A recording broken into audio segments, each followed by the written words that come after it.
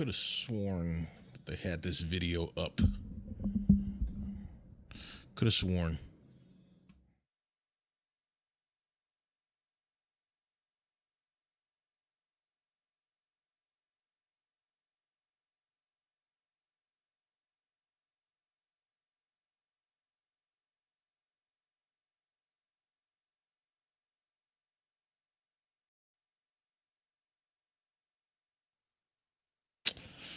I must have missed it. Maybe it's on my phone somewhere.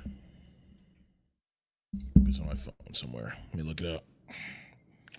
I could have sworn. Let me turn on my volume first. I could have sworn STL Flicks had one of their videos that I had like favorited.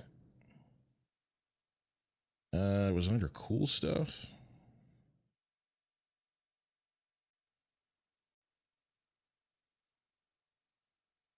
Come on.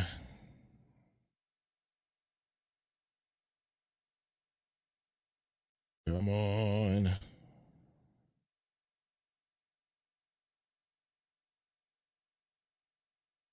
Shouldn't be this far down.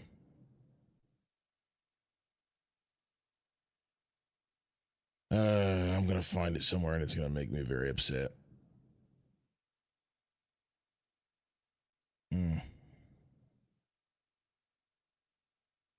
Not here. That irritates me. It irritates me a lot. And I cannot see any part of the stream right now.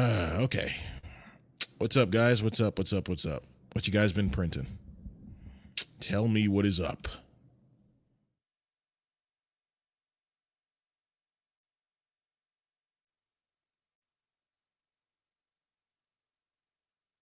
I'm doing okay. I was pretty sick this morning, but I got better at like 11 a.m. Then I like was just needed to rest. I needed to rest, so it took me a couple hours to get up.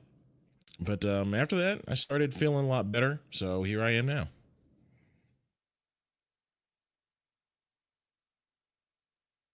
Thanks, man. Learning I'm not a super seasoned streamer, but streaming, I don't know, even when I don't have the energy for it, it still ends up being pretty fun just because I can just let my ADHD go wild. Halloween flash forges mostly is what is a flash forge? All right, I'm going to take you guys along with me for this Google search, but let me see. What is a flash forge? Flash forge 3D printing. Flash Forge 3D printers. He said Halloween Flash Forges was a type of printer. AD5X, Adventure 5, Adventure 5 M Pro. QForge maybe? Okay, QForge. Okay, I was about to say, I was like, Black. Oh, okay. Okay. What's up? All right, QForge. Something I still got to get into, but honestly, now that you know the Snapmaker U1 is on my list, not for Christmas. I'm not going to be able to afford it until probably March or something at the earliest. Tell me the Hue Forge you're printing. Is it like a picture? Is it like something animate? Well, it has to be a picture. Is it like something animated? Is it like a portrait? Like what is it? Let's go. It's been a long something day. Yeah, it has. I was sick like half the day. I missed like the Monday meeting. I was sick as a dog. Can't wait to try Hue Forge. I love the look of Hue Forge, but like ever since I saw the Snapmaker and the lack, first of all, the increased time, like the increased time that you save, and then like all the printer poop that you don't have to deal with, makes me not even want to like fully get into it until the Snapmaker U1 gets to me sometime in March, because I all right. So for the actually, it's right over here for this octopus print. There was a mountain. There was a mountain on my floor. You guys remember this from a few weeks ago, but there was a mountain of like all of this like printer poop on my floor, And although I felt somewhat proud of it, I just couldn't. I couldn't. I was like, this is too much waste. This is too much waste. And like the increased time it takes to print, I was like, knowing that there's something that's like can do it a lot faster. I don't know. It just kind of made me, it drug me down emotionally. HueForge is great. Yeah. Stock up on matte filament. If I stock up on any more matte filament, I'm go crazy. I have 3 like Polymaker massive boxes in terms of like delivery, just probably literally just out of frame. You can see a small tower back there. There's like a Twilight, then there's like a Celestial Yellow. It's like a PLA Pro. Then I think that top blue one is like a blue Co-PE. There's just so much filament around me. There is the beginnings of this week's print going on right here from STL Flicks, which I will show you guys in a few minutes. I am just surrounded by filament. I'm having a hard time figuring out how to like store it right now. Printables Jack Skellington was the last one. Ooh. HueForge basically prints dark to light in layers. Oh yeah. It's like that's the cool part about it. It's not just like an artistic piece. It's also cool like scientifically. Like what is it called? The TDP or something of it? Like how well light is transmitted through thin layers of that filament. That's just a cool concept. And then like using those layers to make something like 3D, but then also introducing in like the light, like the TDP like light emission like factor to give things depth is so cool. But I downloaded that software and it looked horribly confusing. I watched like half of a tutorial video and I was like, we have like 3 campaigns going on for Polymaker. I was like, I don't have time to focus on this right now. So I had to drop it temporarily. But I have so many photos. I have so many photos I want to turn into like HueForges. So many. What time is it? 7:55? That's been 10 minutes since I went on. I came on like 7:45. All right, yeah, it's time to show off this week's print. Would you guys like to get? You know what? Let's do it. Let's guess what Greg printed based on what he looked at last week. I need some guesses in the chat. Give me 3 good guesses, and then we'll go ahead and we'll show the print because I'm proud of this one.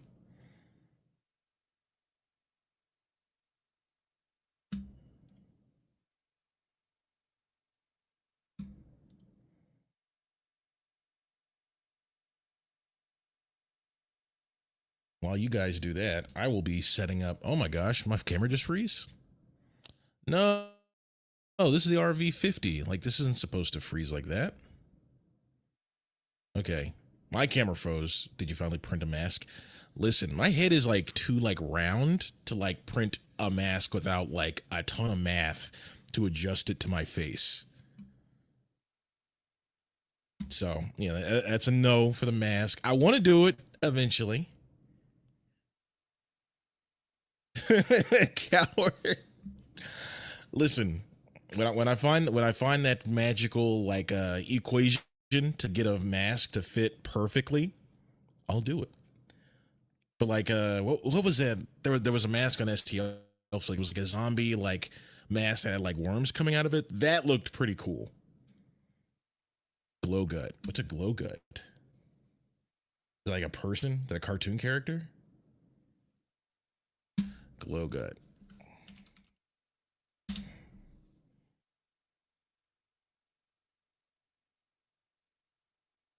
Nah. All right. Let me see. Did you print something spooky? Oh my gosh. Did I print something spooky? No, I did not. I did not print anything spooky. Nothing spooky this go around. I printed something that I actually ended up having like a lot of trouble with, which is why I'm like kind of gonna have fun like introducing it on stream because I want you guys to help talk me through like how to make it better next time. Hang on. That was part of the print that just fell. Which goes back in to my issues with this print. All right, give me a second and I'll show you to you. All right, you guys ready? 3, 2, 1. I printed a Sonic the Hedgehog. That was from the that was from the creator that we did last week. And this thing came out like great. This thing came out like beautifully. In fact, camera, can you not back out anymore? Oh no, that's actually giving me like a great, like detailed shot. Yes. Good old Sonic the Hedgehog here. And this is like the old school version. I need to clean them up on his spikes here, but like they're thicker than like the regular stringing that you like burn off. So like, do I take like a nail file to it? Like, how do I do it? So for the colors, I went for Sapphire Blue, Polymaker Sapphire Blue. For like, you know, his like quills. For his stomach, I went with like Army Beige, just the standard PLA, like basic white, PLA basic black. And then this is Lava Red. And then the gold parts are the new Silk Formula Gold. And man, this thing was like really fun to print because there was so much like quick progress. So, oh my God, that's larger. My face is larger than anyone else needs to see. Okay, hang on. Let me back up and let me talk you through this print, where I had trouble at, and hopefully you guys can walk me through how I can get better at this, or if I'm just an idiot and I don't know what I'm doing. So let me open the file. Let me share it with you guys. Let's see. Share screen. I really just need to build some hotkeys into this. Share. Okay. Dude, that's sick. Yes, Sonic in the One Ring. I put it on my Instagram story. It's already getting like likes. I love it. So proud of this print. What printer? X1C? No. This is my A1 that got behind me on the floor. Close-up shot. No. That was a gross close-up shot. No more close-up shots. No more close-up shots in this. I'm afraid what you guys will clip. Every time I've only been clipped a couple of times, but like every time I get clipped, I'm just like, oh, because people at work end up talking the next day and they're like, so they clip Greg, and I'm just like, thanks. They're like, what do you talk about on stream? And I was like, it's none of your business. Go away. But all right, so this print like printed in like multiple pieces, and so like the idea is to like glue it together, right? And so the good thing about like this print, let's like slice it and see how long it takes. So each one of these are like relatively like quick prints, like 2 hours, 2.5 hours. Nothing took a super long time. So I actually really had fun with this print because I could actively turn around and see like the progress the print was making. So this was really fun to print over like the course of a day. The bad part is if I got like really down hampered with like work or something like that, I like missed like specifically this plate. Let's see how long this plate took to print. This had some brimming so I could actually get the nose off. 6 minutes. I did not get this started for like 2-3 hours because I was like so down with work. And that makes you feel really dumb at the end of the day when like you couldn't do a 6-minute print because you were working. Made me feel really bad. But I don't know. We had a ton of videos that needed to go out for like future events and stuff like that. So yeah, I spent like, even though this entire print took maybe like 10 hours at the most, like huge overestimation there, this thing ended up taking me like technically like a day and a half to like print. But the critique I have with these types of prints is that, first of all, maybe I just need the proper glue, because I definitely saw that on the on like the Maker World file. They said that, hey, they used like this like glue, like Ella glue or something like that, and that helped them like stick the print together. I didn't have that, but I had super glue, so my hands are currently covered with super glue. That's not a very fun experience. And because it's printed in so many multiple parts, great, because it helped you cut down on printing and help you make a lot of progress really fast. Bad, because when you slice the thing up into that many pieces, at least for me, maybe just because I'm inexperienced at it, it meant that every little piece, like I had to like tear the brimming off of, hang on. Yeah, I had to like tear the brimming off of, stuff like that. And it's like I had to prep each piece. I literally have a like piece of like sandpaper around here somewhere that just to get Sonic's like eyes here, you can see how rough they look like up close. I had to like get like a tiny nub of white filament. Like imagine a grain of rice cut into fourths. That's how big I was like manipulating this thing on sandpaper to try and get it to the exact right dimension so it could properly stick in his like eye. This was and I don't exactly have like dainty fingers. I got big clumsy fingers. So this was a hard like thing to like glue together.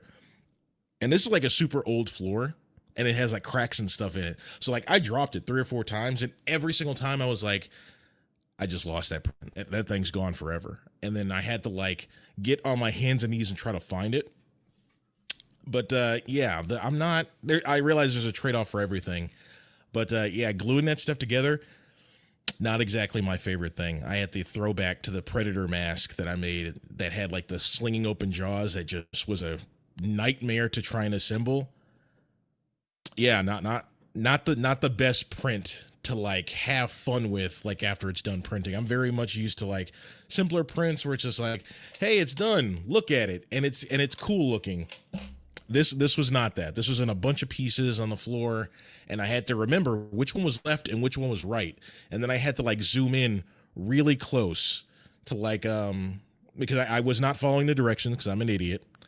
I was like they told you in the instructions, they were like, hey, make sure you mind which one is left and which one is right. So I had to like come back here and check it because I could not visually tell like on the model which one was left and which one was right. So I had to like I had to look at like the inner structure of it and be like, oh, okay, this one has like a deeper plunge on this one versus this one.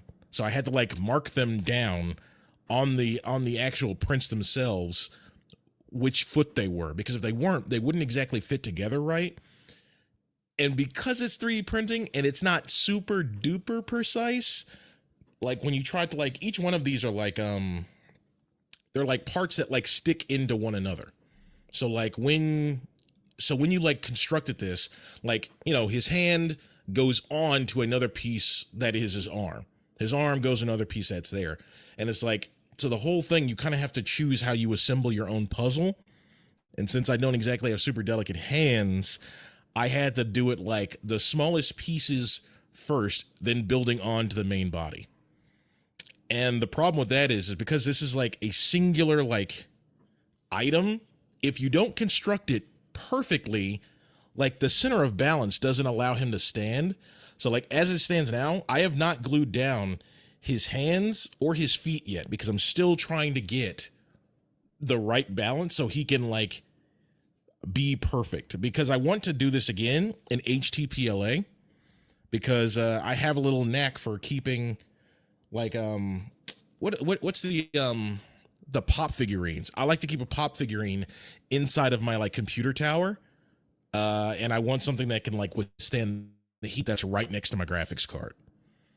But yeah, that was something that I really struggled with, just manipulating all those small pieces and everything. It was definitely a challenge.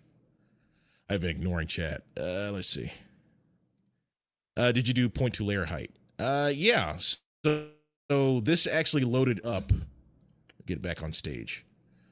So this is like their like normal setting. So 0.4 millimeter, 0.4 millimeter nozzle, 0.2 millimeter like layer height. It's like the standard profile.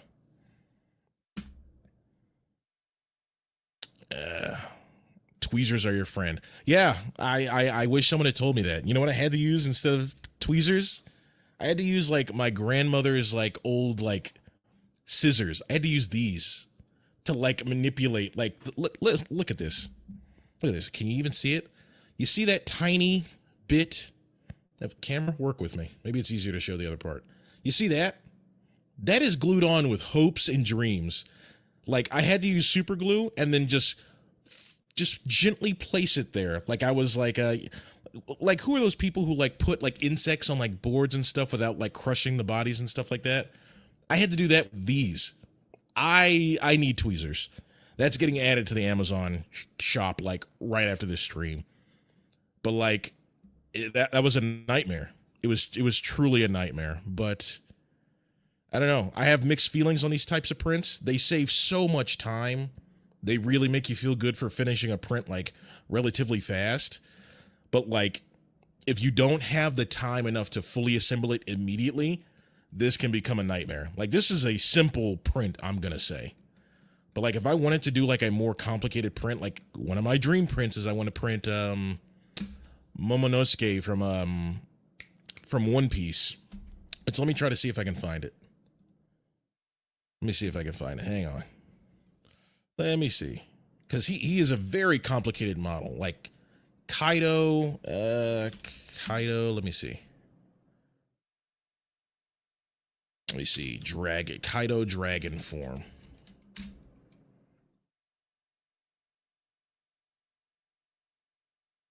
Let me see.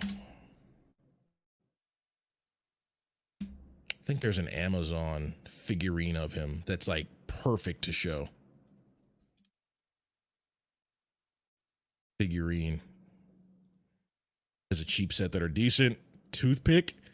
I have toothpicks, but I didn't even think of that. I will try I'm not gonna try toothpicks next time. I'm gonna get the tweezers.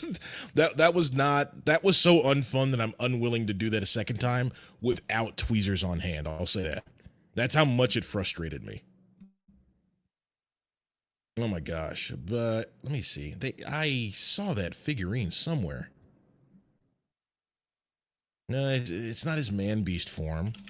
Kaido dragon.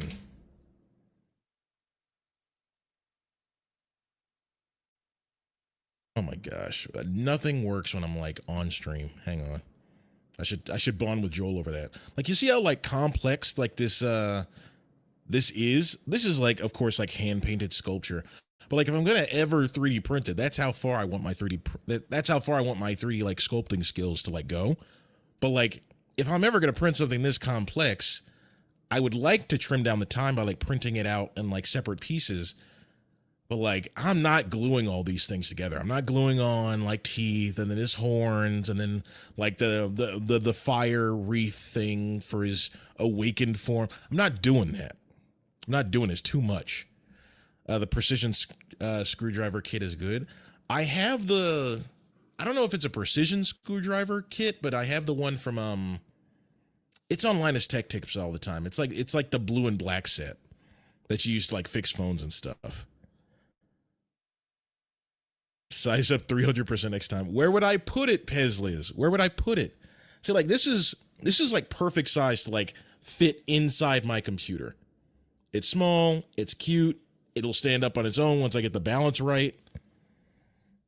I might see if I can just like paint it next time. Get the full assembled figure and then paint it and then print it. Paint it like within the slicer program and then print it just so I know that it like should stand on its own. I don't know. Maybe I'm being lazy. Entomologist. Yeah. Okay. Yeah. The study of like insects and stuff. If you can break a model, I will do it. Needle nose spring loaded pliers aren't. Oh, needle nose spring loaded pliers. Let me see that. Needle nose spring loaded pliers. Oh, okay. Yeah, this is what I needed. I needed like those super fine tipped things to place those little tiny like gold buckles on his feet. Because those were like each one of my fingertips, like thumb, index finger, middle finger. I cannot feel anything. In fact, what I should have done before getting on stream is I should have looked up what is the solvent for super glue, because this is going to bother me. Several pairs of flush cutters. I have no pairs of flush cutters. I have, where is it? I can't find any of my tools whenever I want to show them on stream because I'm too disorganized. But I have like a pair of like wire cutters that I use. The iFixit kit. Yes, I have the iFixit kit. Yeah, so that I feel like that's a precision one. They're decent too. Okay. Polymakers has some awesome deals too. Yeah, I think we just had I think we just launched like our restock day, which I wish I could take part in and buy some more filament online now, but for two reasons, no. Number one, my dog is starting to have a hard time walking around with the boxes of filament everywhere because I have to go and take out every because I don't have like a formal display cabinet or whatever for the filament, I have to take out every spool of filament to find the specific like silk gold, periwinkle, stuff like that. So like I tear my living room up pretty much once a week at this point just to find a specific spool of PLA, and that's going to be a problem. I'm going to need to like build a shelf eventually. Tool changer or paint it. Yeah, I'm probably going to end up having to paint it. And that'll give me like that'll give me a cool experience, like learning how to like paint an object. Do you start with, first of all, painting inside the slicer to get, a 3D print or whatever, or you could print it in like, I guess, white or gray and then hand paint it. I don't know. 1 year later, Greg still, yep. I'm taking about 10 filament bags full of prints to my friend's house to give away for Halloween. That's an awesome idea. Instead of, well, would kids like that? Because kids love candy. But like you could give them like 3D prints instead of candy. Or one of the things you could do is like, hey, kids, I also have 3D prints of more buckets. So you can go 3D print, or you can go Halloween, like trick-or-treating for longer. That'd be cool. That's where I put them all. That's funny. Acid. Oh, okay. Acetone. Okay, so I don't have acetone because I don't paint my nails or anything. So I'm gonna have to go to the store and get some because I can't feel anything on my fingertips. Hand lotion works well for super glue. Okay, I've never heard of that. I'm gonna have to try some. You should see my room. Holy cow, it's filled. I don't like it though. It's like I love having a vat. Like at this point, I now have access to pretty much every color of filament. I have red, I have orange, blues, yellows. I have a celestial light pink, but like pretty much all the basic colors. Like if I needed to print like a Blastoise tomorrow, the Pokemon, I could. And I love that. I love having a selection of filament where I don't have to be like, all right, let's hope Prime 2-Day comes in handy. I love that about it. You should use time for a rep rack then. The house isn't laid out enough and like clear enough because it still has a lot of like my grandparents' stuff in it to build a rack just for it. That's coming. I just finished like my plans for like the other room. I'm going to turn into a workout room. Kids love the prints. Yeah, there's just not enough room for the rack here yet. It will happen eventually. I want to get a tough shed for out back, and then I'll put like the print stuff in there along with some dryer boxes. Kids love anything new for at least 10 minutes, especially if it makes noise. 3D print supports are just as painful to step on as Legos. Oh yeah. This is, by the way, this is the only support that came off of that Sonic print. Not bad. Like for all of that, that's not bad.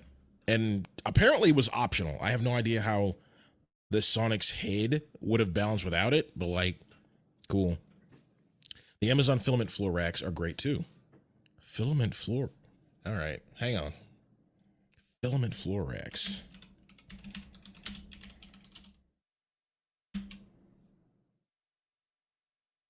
Yeah, see what I need like two of these. I need like two of these. That way I can be like, all right, I have a basic selection. And then like everything else, you know what? I could probably just print this out of PLA Pro. I should just do that. But then would I feel like doing, would I feel like printing all that? Let me just get Polymaker to pay for it. I'd be like, Joel, you want to go halvesies with me on a 3D filament rack? All metal 3D filament storage cart. Yeah, that looks cool. I like that. They're great. Don't print them. You know, that reminds me. When I used to work at the YMCA, my last like year there, when I was like, I should have quit a long time ago, but at that point I was still like doing like my job, like going to like kids' schools and like basically babysitting them until their parents would to go pick them up. And like I remember like not to call out the poverty line, but like I remember like some of the nicer schools that I went to, they had 3D printers. They had like what I now recognize as like an Ender 3. They had like Ender printers like over there. And I was like, what do elementary school kids need with 3D printing? And like I was asking one of the teachers, and they were like, the kids just think they're cool, and it shows them like dimensions, and it gets them interested in like engineering and STEM. And I was like, back in my day, we didn't have any of that. Your teachers just told you that STEM was cool, and you just had to go off of that. I wish I still played hockey and had some spare broken sticks. I repurposed an old plastic cabinet for my garage. I bought wooden dowel rods from a craft store and just made something like that. Works good enough for what I need until I run out of space. Yeah. Do I feel like jury rigging it though? If Polymaker is willing to foot the bill, then I'll make them pay for it. But yeah, if so, I might just go ahead and I might just have to jury rig it because I don't feel like spending money on it. There's stimulated. Yep. No, but like they had like a section of the library, like specific. It was literally just like this. Like they had 3D printers. It was an entire like wall of the library dedicated to 3D printing. And this was like years ago. This was like 6 years ago. I was like, that's crazy. I was like, kids are spoiled now. Like, I don't know how to feel about my childhood anymore. Like, in my childhood, like computers were just starting to get not bad. Remember like the first computers and they sucked? That was the 80s pretty much. Like there was a ton of cool stuff, but none of it worked. Then in the 90s, stuff started working, and then like in the early 2000s, stuff started to not be terrible. That was the period of time. Computers were just now starting to not be terrible, and now it's like this is essentially magic. That's crazy. Look, if Polymaker is going to pay, have them buy you one of the rotating racks. That is sick. Oh my gosh. First of all, Polymaker will pay for the best because, I mean, what are they going to do? Hey, if they don't pay for the rack, hey, a few of the videos might be late. I would have edited them sooner, but like I had all these like spools in the way. If only they were up somewhere, I'd be able to concentrate on my work a bit more. We can get some videos out, you know, whatever. No, but like, I can't recall a sadder moment in my life. I know there has been, but like as a grown man of like mid-20s at the time, I was impossibly jealous of these kids. I was impossibly jealous of these children. I was like, these kids get access to a 3D printer. And like, they got to source their own 3D prints. So like someone's dad it wasn't like a Disney Imagineer, but like he was an engineer who like used to work at Disney, but not a Disney Imagineer. That's apparently something different. But like he made like basically toys for his kid, and like apparently the print took like 3 or 4 days. But like he had like 3D printed toys. I was like, that's crazy. Especially now with the job that I have now, I realize how crazy that is. These kids are spoiled, man. Back in my day, we didn't have anything like that. Don't want to slip trip all over filament boxes. Yep. It's like, sorry, Polymaker. I know we missed 3 deadlines. I'm upset too. I'm upset. You know, in fact, let me get rid of this. I'm upset too. We could have had 3 videos out by now. But I can't. There's too many boxes. In fact, right now, this is actually sad. I think I have maybe 2 feet of like pushback room from my desk right now, because other than that, I'm surrounded by filament spools and filament boxes. Help me out here, Polymaker. You know what you need to do. Press buy now. Give me that 2-day shipping. I know Amazon doesn't treat their workers well, but give me the 2-day shipping. Because me not having it is not going to save anything. But give me the 2-day shipping, and you know, some stuff might, you know, make it back onto the launch table. You know, just saying. Just saying. It's just good risk management. Trip over spools like I have, they'd say you're injured. Yeah, workers' comp. How'd you get injured? You have to like fill out the long form. Tripped over filament spools from overworking. Yeah, workers' comp. Say it with me. Workers' comp. Don't clip that. Don't clip it. I just had that training today. You had training on how to get workers' comp, or you had like what? What was the training about? Somehow Greg got his foot caught in filament on the from the printer on the floor. That's funny. Actually, you know what? In the makerspace that we have, like, so where I like make half the videos now, it is a little bit too small, and so I have to like constantly warn people when I have like the lights and stuff up that like, hey, I'm filming a video. Don't go into the print room because like it is officially like a fall/trip hazard. Do not enter the room. And if I'm not in there and my stuff's in there, don't enter it at all. If you're coming to get something off the printer, you walk in, get something off the printer in one straight line, 180 degrees, come right back out. Do not go into the room. Don't try to look for anything because you're probably going to mess with something. That's a big light on a very tall tripod. It will fall over. You will get hurt. I will laugh, but then I will help you up. But then, you know, someone's going to get hurt. How am I going to feel? How am I going to feel if my light knocks you out? Slip, trip, and fall training. So they teach you how to slip, trip, and fall? Oh my gosh. No, but yeah, I need one of these. I definitely need like a filament cart. Oh my gosh. Let's see. So let's see. So this week's print is focused on PLA Pro. And we decided to go ahead and do, let's see. Firefox, where are you? We wanted to go ahead and print this. It's like a Nerf blaster, apparently from STL Flicks. I love STL Flicks. I love how organized their stuff is. It's like, it tells you roughly how long it's going to be, and it's usually like within about 10 minutes correct. Now Greg needs a studio at the office. I need a bigger studio. The makerspace that is like halfway the print room, halfway the makerspace, that's technically my office/studio. It's just not big enough. I'm a big guy, and it's like, plus we have like all the returned stuff in there as well. So like, it's good for like props and stuff like that, but like it is occasionally very hard to move around in. But yeah, like I was saying, we're printing this like this dart blaster, and we thought a really good use, like filament for it, would be like PLA Pro.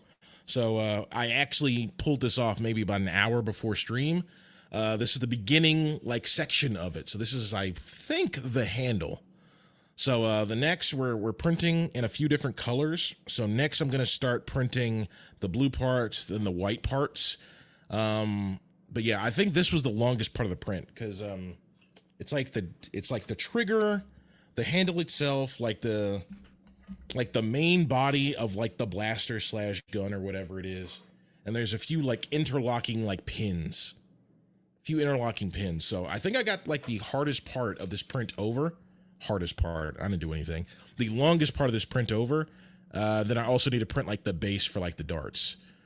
But technically we're doing it for photos, so I don't actually need it to like work. But like Halloween's coming up, I'm gonna try to make it work. But I'm just gonna try, and then I'm actually gonna have to print this twice because we're using this for like stuff at the office. It needs to like look good first, use it for like marketing and purposes and stuff like that, but then I also need to make content with it. And so I'm trying to figure out a new way to like film time lapses with the iPhone, the company iPhone, and not like have like, you know, the R50V set up every single time, just because it's a more lengthy process. It's just, there's more points of failure. If the phone works better more consistently and it's like it's less worry, I'm gonna try to use the iPhone. And I was actually searching just before stream because STL Flicks had a video on their Instagram about how they film their like how they film their time lapses. So I was like, oh, I need to look at that. I could not find it. I'll have to find it after stream. Be careful if you're streaming on YouTube. Hot Mix just got blasted off for showing a prop tonight. Oh yeah, well, I mean, I didn't show anything bad. I didn't show anything bad, Pezliz, did I? What's up, Tech Jeeper? Be careful. Hot Mix just got blasted for showing a prop tonight. Anything that resembles a gun is getting taken out. It's, well, I mean, obviously, I'm not arguing with you, but it's like, channels aren't able to stream. Well, all right. Man, that makes me upset. It's clearly like a Fortnite blaster. That's irritating. But I guess back to my point, like they have like a specific setup the way they do like their time lapses and stuff like this, and apparently they do it with like iPhones. So I need to figure out how to do that, but we need this print first for photos. Then I'm gonna have to print it again to test the time lapse function. That's the #1 3D printing streamer named Greg. That I know it was supposed to be impressive, but it sounded sad. But I'll wear it with pride. I wear it with pride, Tech Jeeper. First Lee Marie, now Hot Makes. Is this like a problem? Got blasted for showing yellow and pink Nerf blaster. Wow. Not fair, YouTube. You can debate that, but their AI says nope. That's terrible.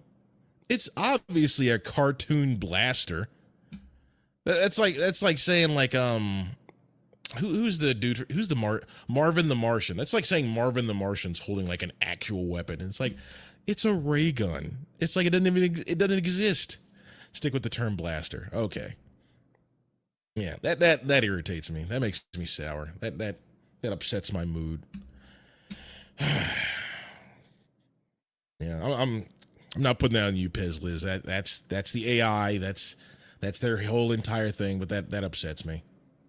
But yeah, due to that, I don't think I'll actually have a print next week because I'll be printing essentially the blaster like twice in a row, and I'm only halfway done with it now.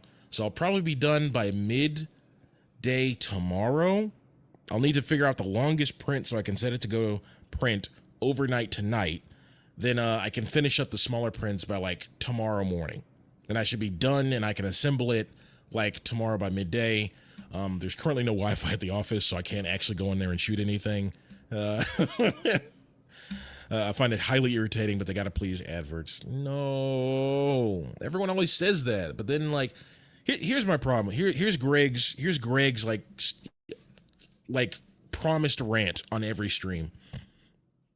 So the reason they make this stuff all like, you know, user friendly and everything is because they want to like please the advertisers, right? And the reason they want to please the advertisers is because you don't want to have content that's not family friendly, not anything that's super not safe, because that means that, you know, there's a risk you could offend someone. But guess what always does well? Guess what always does well? When two restaurants like have like a meme war on Twitter, or like when they put something snarky on their sign outside, and it's like acting like real people and just, hey, this stuff exists, is always the stuff that ends up going viral anyways. So it's like, I'm tired of there being constant proof that acting like a normal person is the way to advertise, but then like everyone else is like, well, no, we can't do it. We can't do it because 3 people will get upset. We can't act like normal people anymore. We can't do it. It's like that one image of like a cartoon could be close enough to the real thing that someone could get irritated. Now no one can do it. And now like it causes more issues than it solves. It irritates me. Yeah, but if you let them do a colorful Nerf blaster, you know they're gonna start painting real. Yeah. Plus, like let's not forget there's a ton of people in 3D printing who got into it because they already have a fascination with things that are blaster adjacent. I'll say that's a huge part of the community. And you know what? Let them do their thing. Let them do their thing. I have nothing against it. Makes sense. And the dumb thing is only YouTube Live. There are entire YouTube channels with actual real life ones all day. And it's like, who makes those decisions? No clue.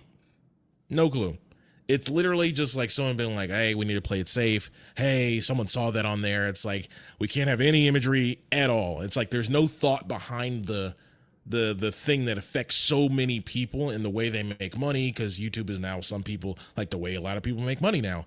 And it's like, then automatically they change the rules because basically like not even popular opinion. It's technically almost the opposite.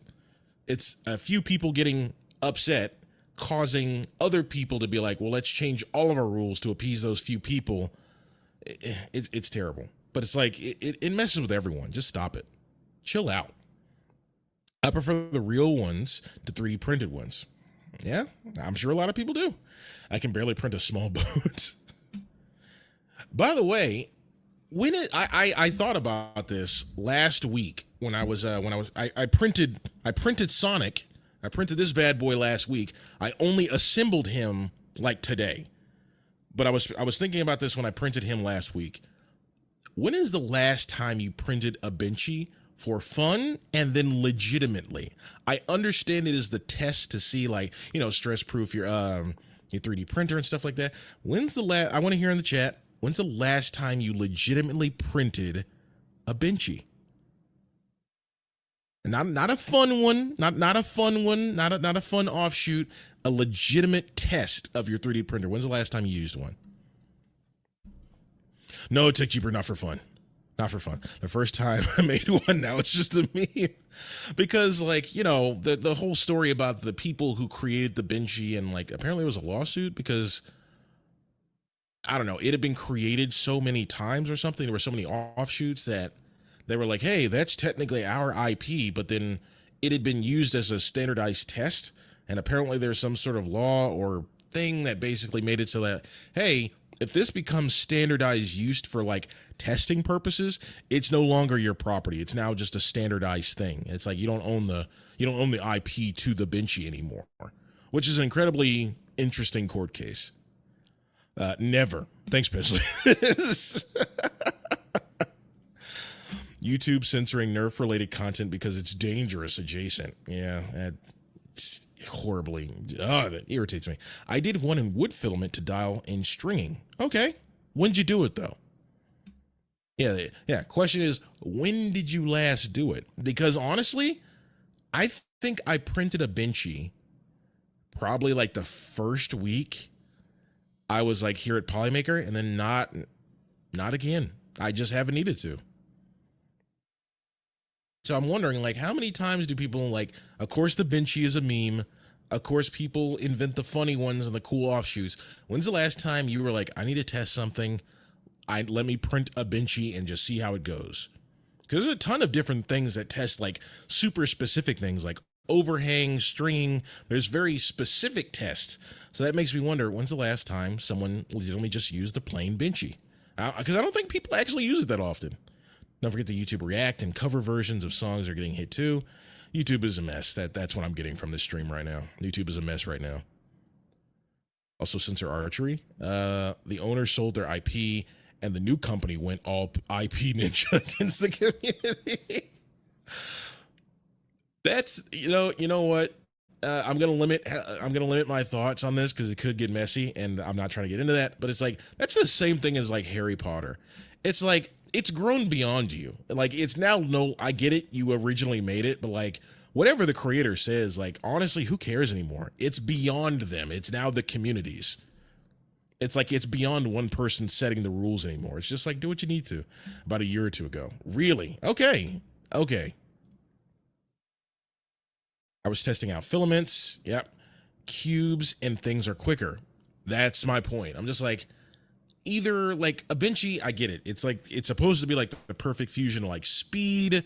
And obviously like they do like the super, those are really fun to watch on YouTube, by the way. Like what's the fastest you can print a Benchy? though it seems like the printer's going to explode on some of those things. But when it comes to like, printing stuff, there's so many better tests out there.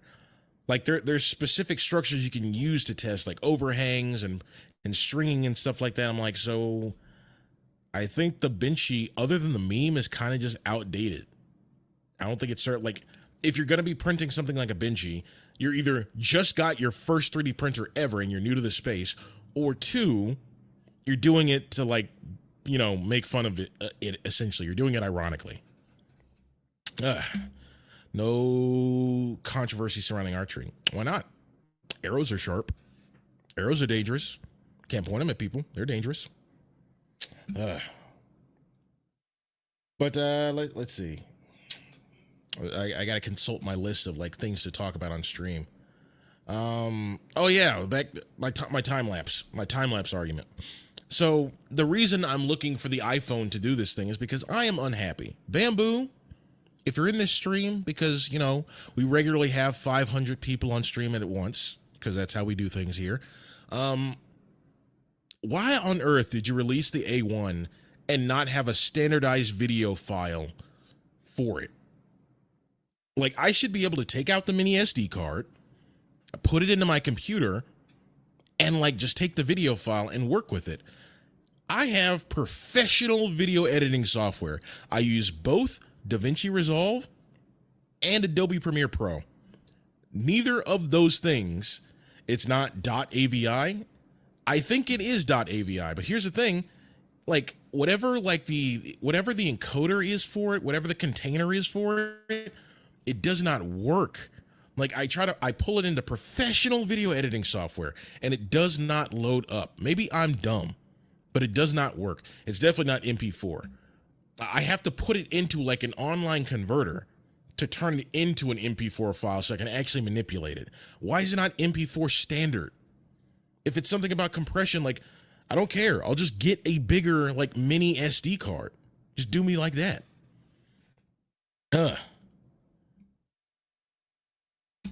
Because it's an actual weapon. VLC media player, baby. Yeah, all right, so I have that installed on my computer.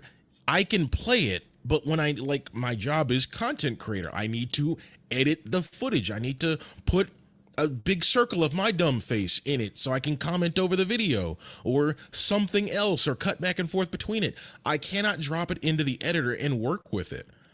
The codecs, the container, something does not work. And I've tried placing it through Adobe Media Encoder to change it, and it cannot read the file. I don't understand what it is.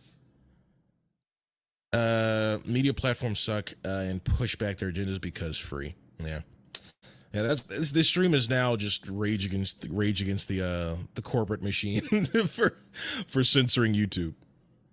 All the codecs. Check Bamboo Wiki. I'm gonna have to do that. Let me see. Bamboo Wiki. Let's try to do that now. Let me try to fix my own problem right now. Bamboo Wiki. All right, so what should I search? Video file? It's the A1 video file because on the X1C it's an MP4 file, which works, but on the A1 it doesn't. I don't know why. And I'm like, can't you just push a software update, please? A1 time-lapse? Time-lapse functionality introduction. X1 and P1 printer series. Time-lapse video will be generated for each print after each layer is printed. Blah. Okay, yeah, cool. A1 series. Only move up the bed in Z direction. So to successfully shoot time-lapse, A1 printer moves the heat bit. I don't care about the movement. I care about the video file. Traditional mode. Smooth mode. That's weird. I saw this earlier. I don't understand why the type of time lapse would affect the print quality. That's strange. I don't know. I'm seeing use a program called Handbrake to change from AVI to MP4. I've heard of Handbrake before. I've never needed it because I pay for a professional tool called Adobe Video Encoder. It's $60 a month. I pay that out of my own money. Polymaker didn't pay that. I pay that.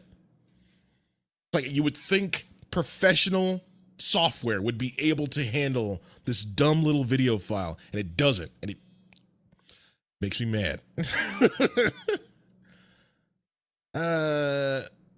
Let's see. Also, I get it. It's like the budget machine. Can we go up one more P here? Can we go from what is this, 420? Can we go from a 480 or whatever to 720, please? Or 720 to 1080, please? This is too grainy. This is too grainy. I don't like that. What's up, man? What's up? I mean, Useless Bamboo can copy it. They don't put much into R&D. You know what? Does anyone know this? If anyone in the chat, can I download how you can crack, or I guess you used to crack an iPhone? Can you crack your 3D printer and put better video software on it?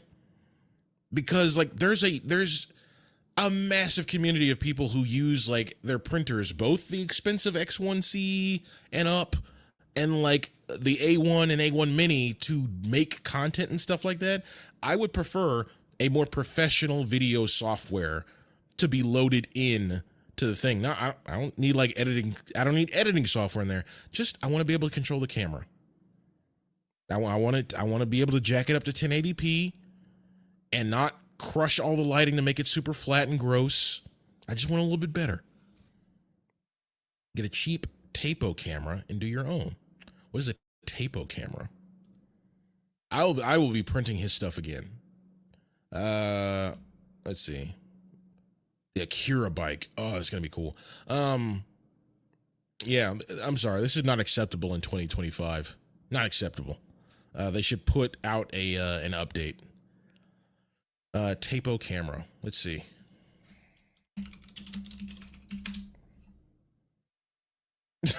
It's a security camera. I mean, TP-Link? They're too budget for that. Well, yeah, it still irritates me though, because like it's such a steep ramp, right? Like your interest, if they could chart your interest, it's gonna go like the moment you get a 3D printer, and it goes right up because you can do so much stuff with it. Give yourself like a month in 3D editing, in 3D like sculpting software. You can literally make anything you want. So like why can I not buy like a plugin? You remember like the old like game systems, like the old GameCube, and you could buy the extension that went underneath it and plugged it in? Let's look that up. GameCube. It was the GameCube like Game Boy extender. Game Boy adapter. Yeah, this thing. It would snap on. It would snap onto the bottom of your thing, and it would like interlock and communicate with your main system. They already have the second like info jack on the back. Give me like a more professional video setup. Release it. Do it. It's insane you even get a camera on an A1. Yeah, I want a professional camera peripheral. It's a $300 printer, and I want to attach a $300 camera.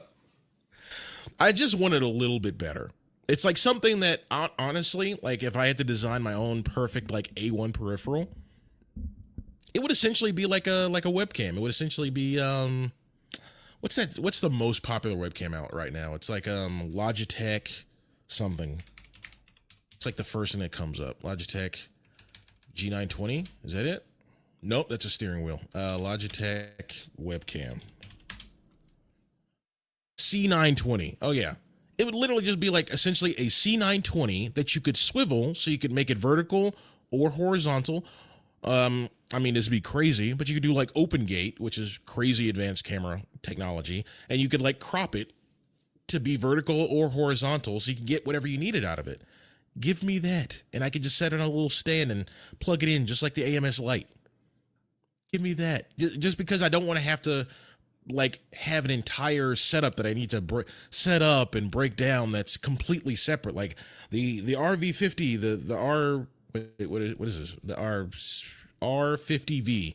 R50V is like, it's for content creation. And like anytime I need to do like a time lapse, especially now that I'm doing longer prints because I'm doing like multicolor, it's like, I can't go in and film today, guys, because my camera is set up. And it's like, and like Nico has told me like, hey, Greg, stop using your own like equipment, because like if it breaks, you know, it leaves us in like a weird legal position where we have to cover your stuff. And it's like, well, you should have used our stuff, because if you break our stuff, we're cool. It's like, you know, that's part of the job. Break stuff, pay for it. But it's like, you should not be using your own equipment for the job.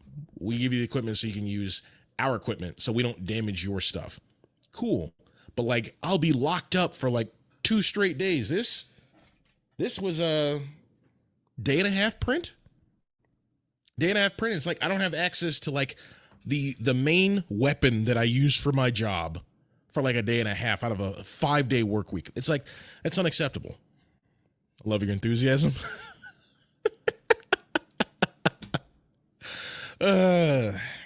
Just get a tape of webcam. It's perfect for that.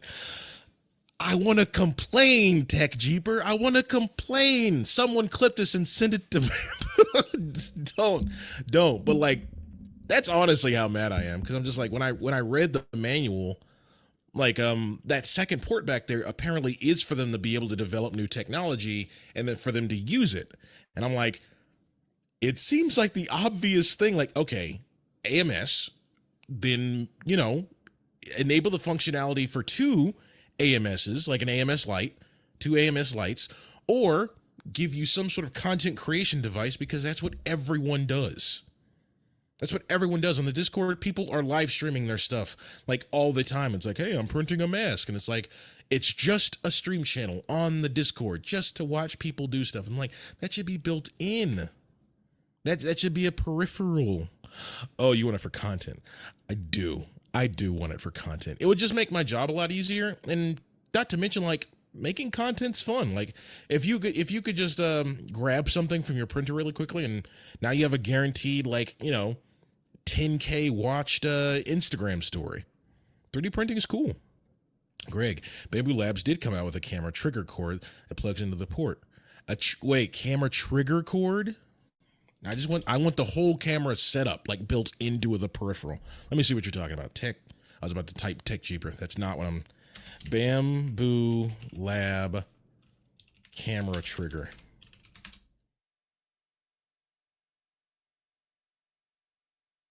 Bambu Lab Cyberbricks. Is that what you're talking about?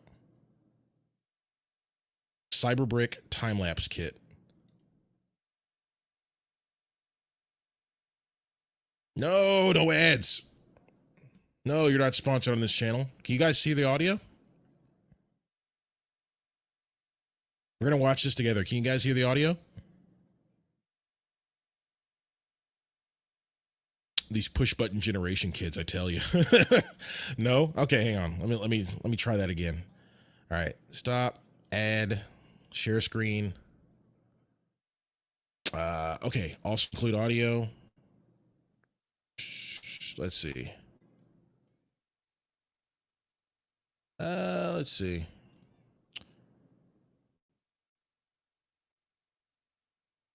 Okay, here. Also include system audio. Share.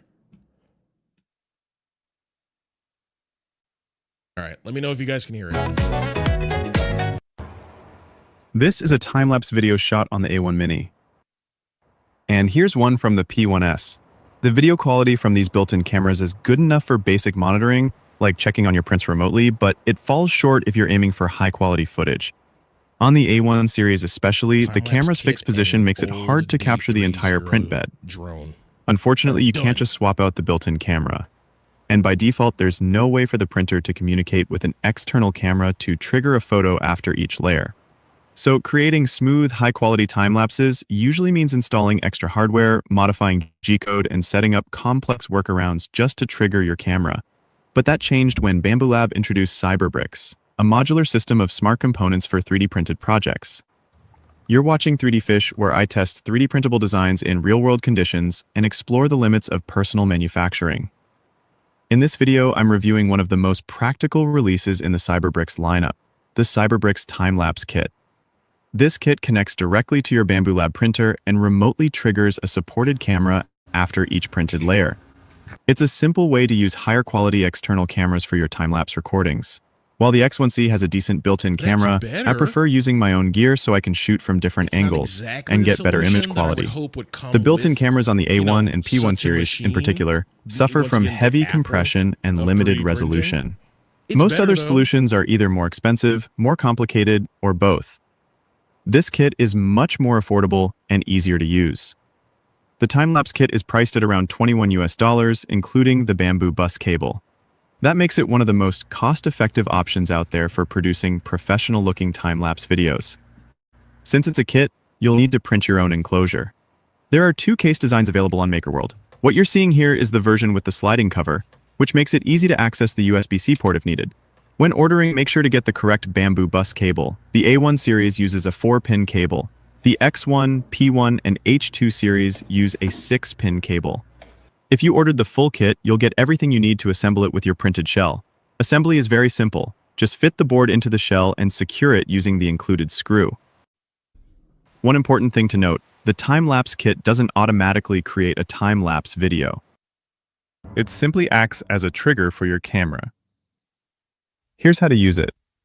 Oh, okay. Well, then that means that means that it's gonna end up, with it. I mean, technically, that is what a time lapse is. It's a selection of photos, basically at a essential frame rate, stitched together with post processing into one large video file that then gets collapsed down into a small manageable video file. That's what this camera in front of me does. That's what this cinema camera does. Why am I trying? Yeah, that's what this camera does. They all do that, but it's like here's my thing. If it doesn't like collate everything at the end, this isn't the solution that I'm looking for. I have the time-lapse kit and it works great. You still need an ODSLR to take the photo. But there's a time-lapse and there's smooth time-lapse. Yeah, I'm gonna finish looking at this because I want to hear everyone out. But this ain't the solution I'm looking for. Smooth time-lapse parks the nozzle and takes the photo. Oh, so like it only takes the, when it comes up here to eject the filament where it cleans it, it only takes the photo here. So it just looks like it grows. I like that. That is cool. I don't think I really have a preference because I think in both it's implied that the printer is printing it.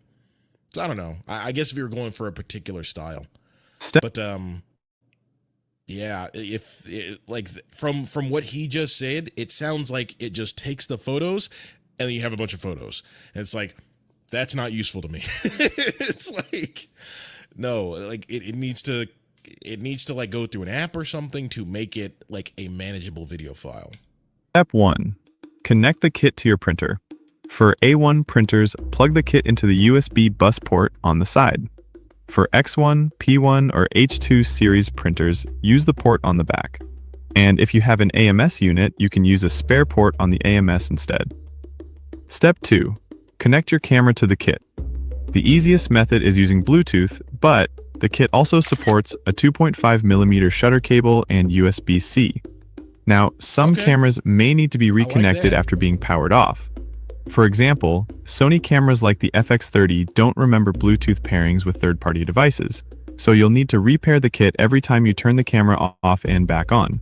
Other brands, like Canon and Nikon, generally remember paired devices and reconnect automatically. Mobile devices such as tablets or smartphones typically reconnect on their own as well. If your camera isn't compatible with remote triggers, there's a workaround.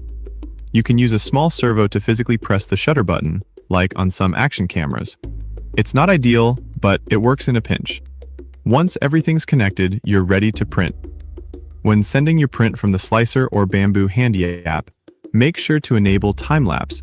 Then, the kit will trigger a photo capture after each completed layer. I recommend choosing smooth time-lapse instead of the traditional mode. It gives a more polished result, like what you see here. Also, based on my testing, including a prime tower helps maintain better print quality during time lapses. After the print is done, you'll need to assemble the video yourself. That. First of all, Nikon will always get the short end of the stick. I actually like Nikon. I think their cameras are just generally ugly. But you showed me a Nikon that looked really good a few weeks ago. But like this mess of like photos is the worst because sometimes all right, so we're seeing it in a perfect scenario, right? Perfect scenario. Hello, bearded printer. We see you. We acknowledge you. Welcome to the stream. Greg is complaining as usual about something else. You don't put your photos in directories per session. Here's the thing. I frequently, because I do my own thing with my own cameras, I frequently have to change a lot of my settings, to which it is actually easier to just basically reset my entire camera. So like the numbers and everything get mixed up all the time. I do not trust my numbers. Like I go in every single time, group everything by like one gigantic import, and then do like smart collections on like Lightroom. So like this is a nightmare for me because like everything looks the exact same. If I don't do it perfectly, this is going to be a massive problem for me. I need it to be automatic. I need it to be automatic for me. And maybe that's my issue. Maybe I'm looking for it to be perfect because I already experience a lot of the stuff that creates massive slowdowns. Because imagine something goes wrong with the software and it's not working. And now you have to do all this manually, which has happened to me before. Not specifically this, because I haven't tried this before, but there have been certain like AI tools or whatever that I've had to use to make an extremely manual process into a very simple one. And it has failed before, and I've still had to get it done in a very limited amount of time, and it has ruined my week. So I'm trying to head stuff off before it even starts. So maybe I'm a brat. But like this, if it's not automatic, I don't think it's useful for me. Point the software at the directory and go. Yeah, I mean that's the thing, right? The professionals almost never do things quote unquote the right way. They do it their way, which is usually very messy, and I admit to that. Again, have a dedicated time-lapse camera, some throwaway old DSLR. First of all, yes, I agree with you. That is the best solution for this. I don't have throwaway DSLRs. Like I started with like the R6. Hang on. Let me get my thoughts together right. I started with a Canon T6i. Then I went to a Canon M50. I ended up selling both of those to get my R6. Then my R6, like it needed a little bit more. It did nice photos, but I was like, I want some higher megapixel stuff so I can reframe stuff like post, so I can get like, like a medium shot for like corporate headshots, and then like get like an actual headshot where it's just a person's head and I not lose resolution. And then we were also doing a ton of video work for my company on the side, and I was like, we need something that can shoot all day and take photos all day, and something that switches back and forth. So then I got the R5C, and it is my dream camera except for the terrible battery life.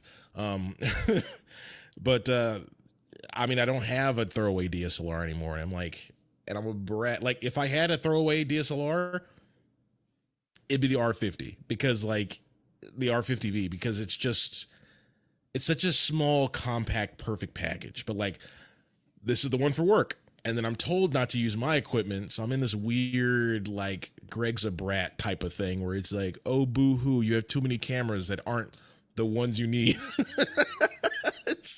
There's no good way for this argument. I'm gonna look like an idiot at the end of the day. I just let Adobe Lightroom organize it for me. Adobe doesn't like me. Like whenever I let it try to make decisions for me, it like loses stuff.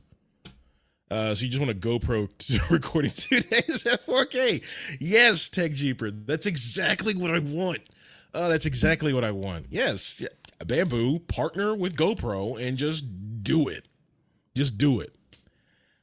Hey Nico, let me spend $100 on Facebook Marketplace for this DSLR to do a nice time lapse.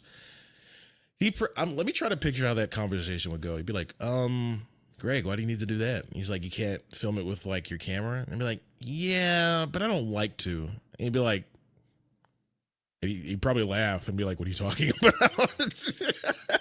I have to explain this entire rant. I'd make him watch the stream to get an extra view out of it. And then he'd be like, Greg, we're not getting you a camera just for time lapsing. Maybe if we build like a print farm for like massive loads of content coming through, we can talk then. But like, Greg, get back to work. Like, that's probably how that conversation would go.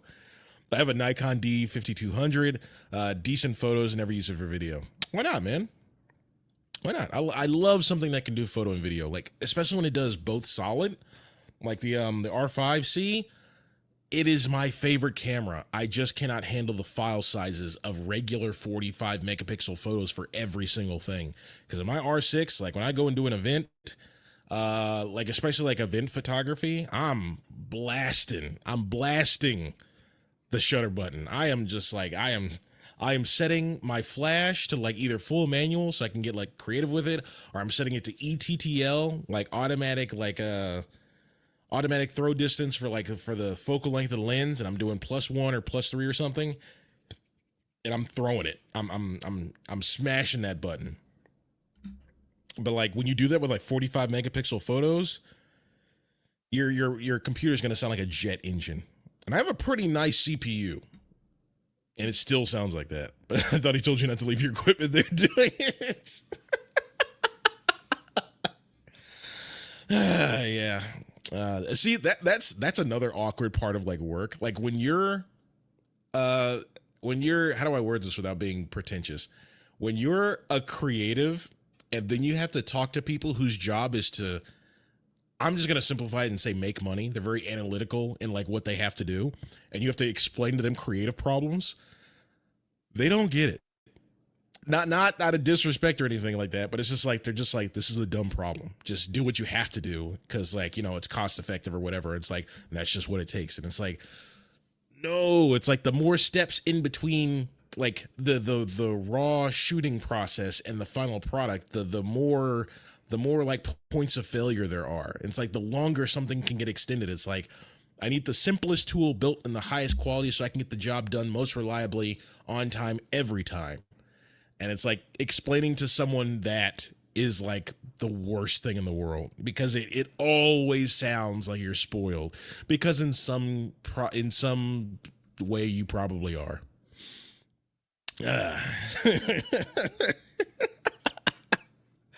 Greg's, that's photographer with the seizure warning on his shirt.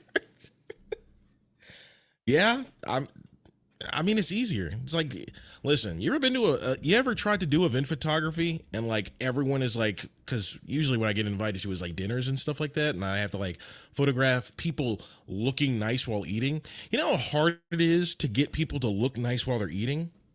I'm throwing away 90% of the photos. Most people, they look at the camera and they got like a mouthful of like chicken sandwich or something like that. And like, I tried to do them a favor. Like, I'm not going to use that. They look at their worst. It's a perfectly in focus, like perfectly lit photo, but they look horrible. I'm not going to do that to them. Therefore, I need to attempt this photo 6 more times.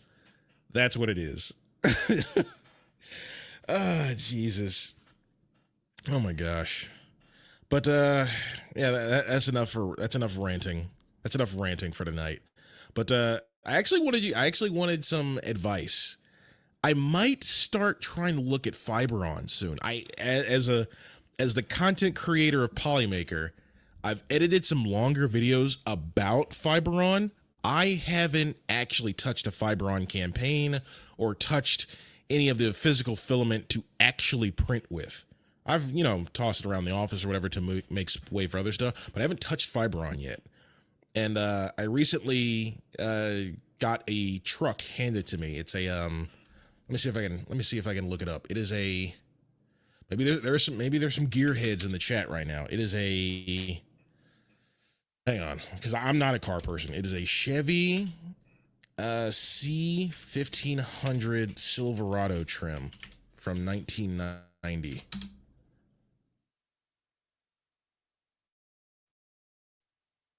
Let me see.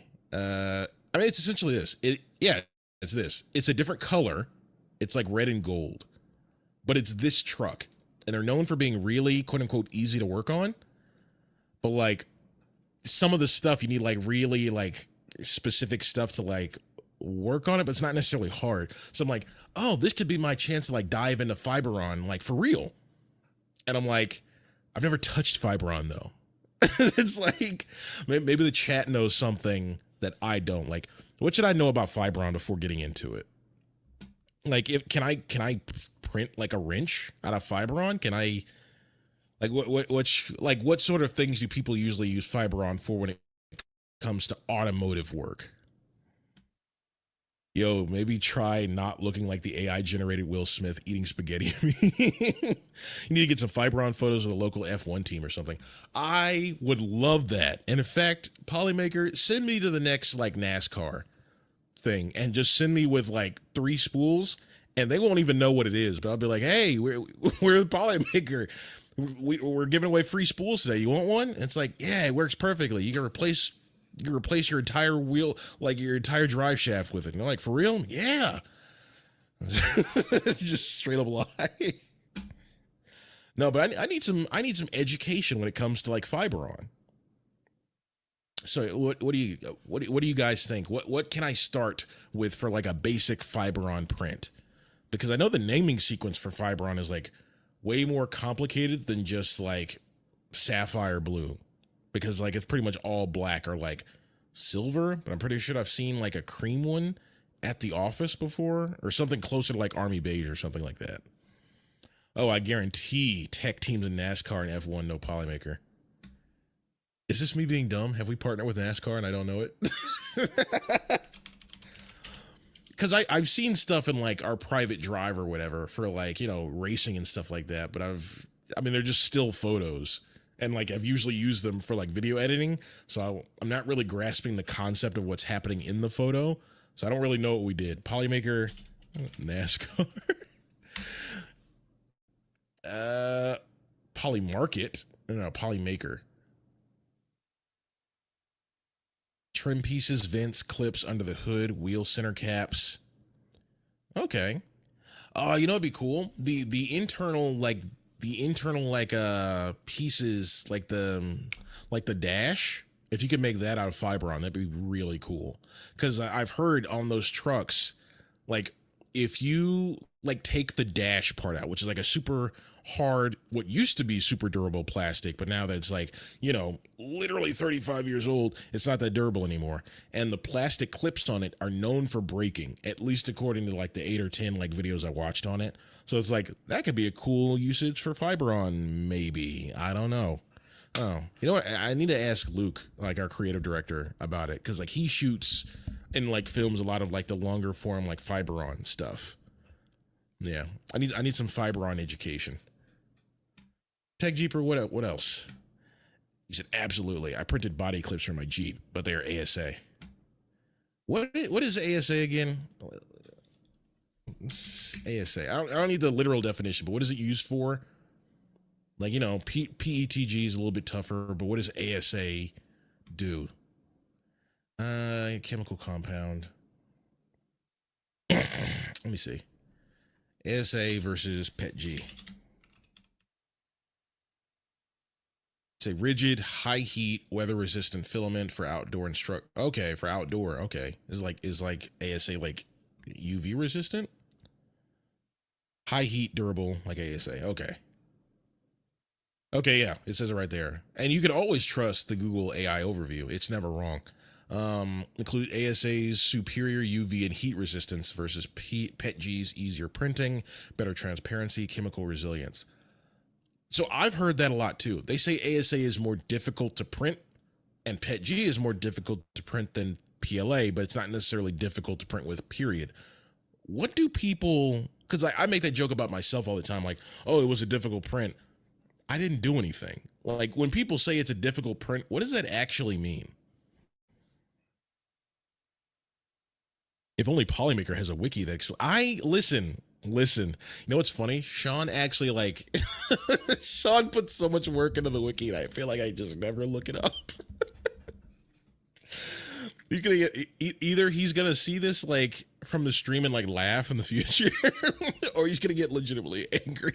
And you're like, Greg, I put like months of work into building that wiki. Sean, if you're here, I'm so sorry, man. Engineering grade filament. Hang on, let me throw it up. Proper. Okay. Engineering grade filament tends to warp from the bed, and if the chamber isn't heated and stuff. Okay. Okay. Engineering grade filament tends to warp from the bed if the chamber isn't heated and stuff.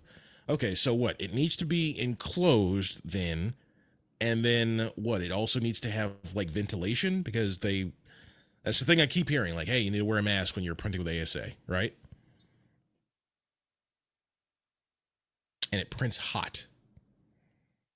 So what? You need to like turn it up to like close to the max that the printer can do.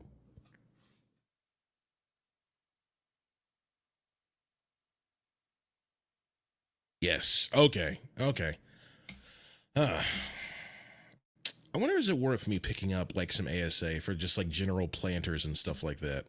Which one's the one that's like you can put like flowers and stuff in it, but you can't put like vegetables in it? Someone said that like a few streams ago. Which two filaments is it, and which one is it that's safe for like vegetables that you eat? If you have an enclosed printer, ASA is super easy to print with. Okay. So, yeah, because you could build an enclosure for an A1, but I remember looking on the Bamboo Wiki that they were like, hey, it's not advised to.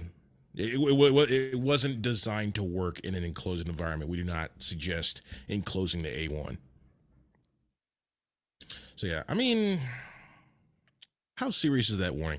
It's like the weight capacity on a ladder. It's like, hey, this ladder has a weight capacity of 250 pounds. It's like, if you're like 270, it's not gonna snap. You know, it's actually like tested at 300. They're just saying the absolute safest thing is 250 or whatever. So I wonder. I don't know. I do not know. All right. Let's see. You can. People throw them in tomato grow tents. Okay. Okay. So ASA, you can eat the stuff that grows in it. Meaning that was a terrible way to say that. God. You can eat the plants that you put into ASA planters, but then what was the other one? Just remember the electronics are in there too. Oh yeah. Okay. Yeah. People throw them in tomato grow tents. Oh, I just clicked what you're saying. People throw the printer into tomato grow tints. Okay. Yeah. Okay. Yeah. Yeah. Sorry, man. I clicked too. I clicked the exact same moment. I was like, oh, you can do it. You can eat. You can eat your you can eat your 3D printer. I don't know. But yeah, I clicked too. Okay. But yeah, hang on. That's still bothering me. I gotta look that up. ASA planters safe for food?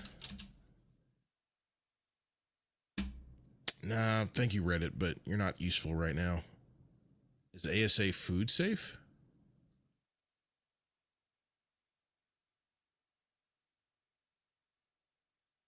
To guarantee food safety, essential, blah, blah. May contain that. Some chemical additives may make it not food safe. Potential risk of chemical migration.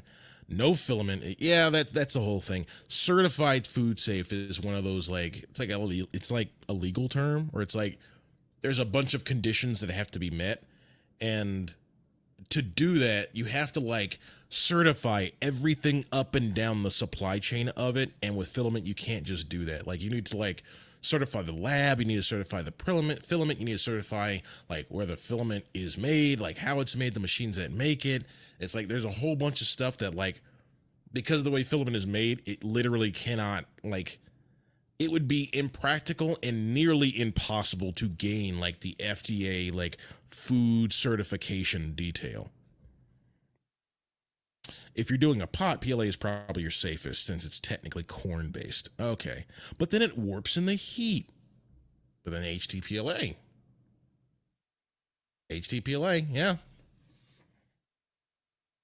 I got a couple spools around here. I need to start printing some stuff because it's starting to get cold here in Houston in a few weeks, and I want to start my basil plant because I like cooking with basil. So I'm gonna have to print a planter. I've been trying to find like a Pokemon shaped planter, and I literally can't find one. It's not big enough because like the planters get like basil plants get huge, especially when you like propagate them to like grow into like a bush. They get huge.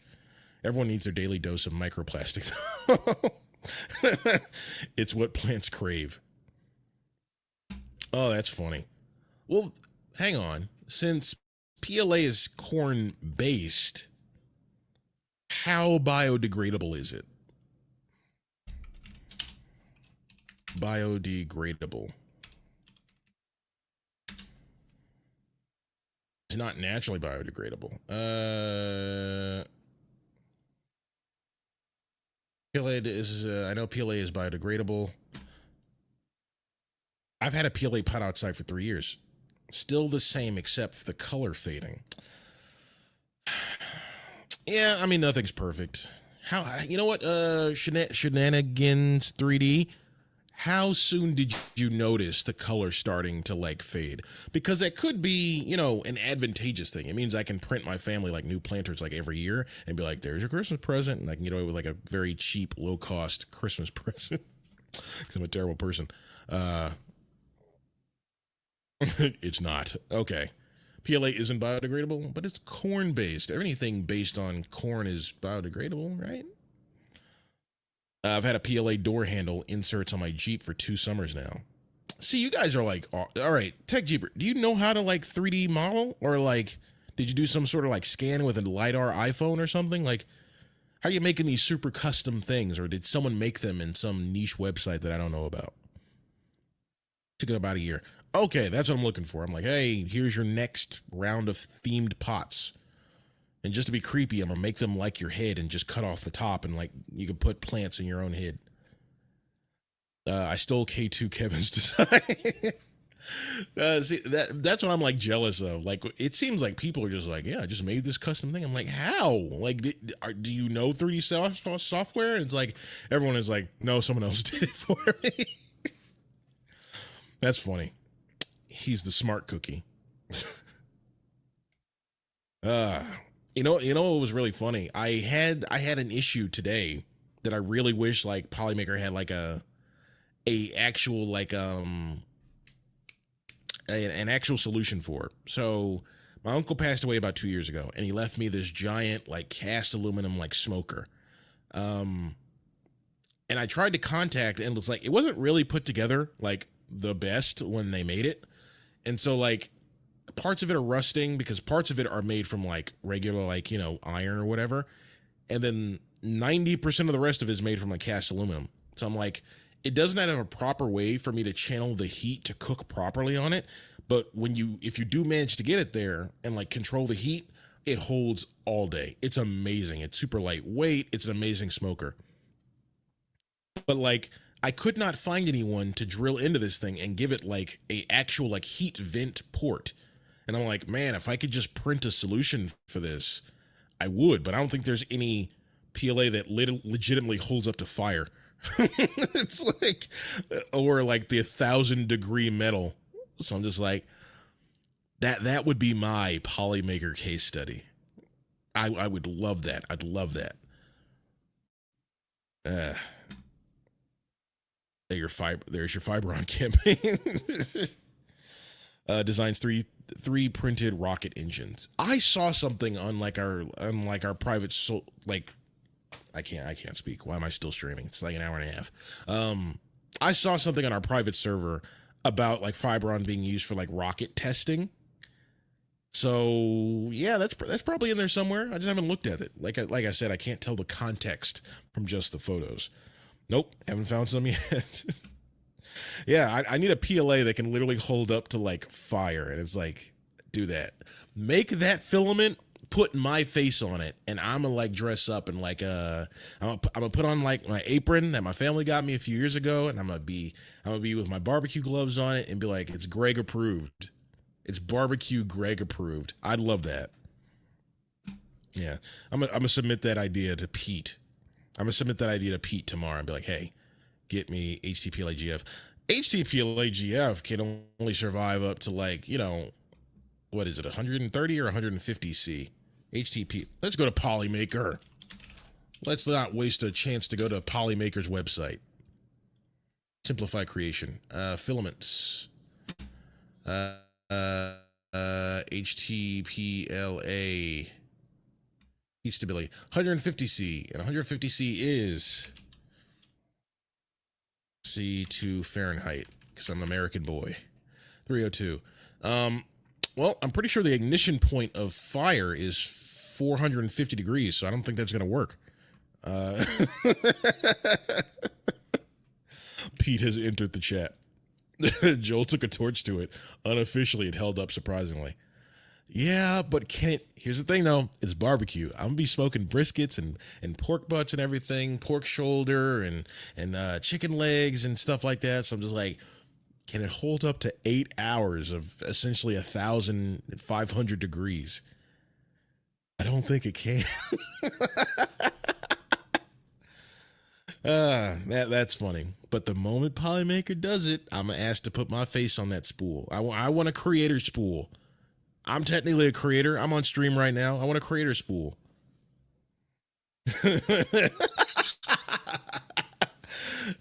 Introducing Polymaker's new BBQ PLA. Taste the plastic, not the meat. I love it. Oh, that was funny. All right, guys. I think that's a good place to end it. Now I'm craving barbecue. Thank you a lot, Tech Jeeper. I'm gonna go ahead and let you guys go. Let's go ahead and end it with the with our mantra. Hope you had a good day. Hope you have a good tomorrow. And on this show, we try to take away those Monday sorrows. Have a good night, people. And I'll see you guys next week. Like I said, I don't think I'm going to have a print just because I have so much to print and then reprint, but I'll see what I can do. Thank you guys so much. I'll see you guys next week.